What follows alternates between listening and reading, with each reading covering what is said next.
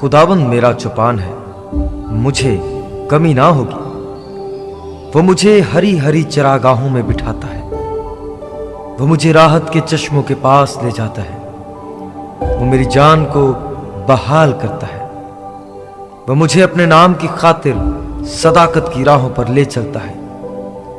बल्कि ख्वाह मौत के साया की वादी में से मेरा गुजर हो, मैं किसी बला से ना डरूंगा, क्योंकि तू मेरे साथ है। तेरे असा और तेरी लाठी से मुझे तसल्ली है।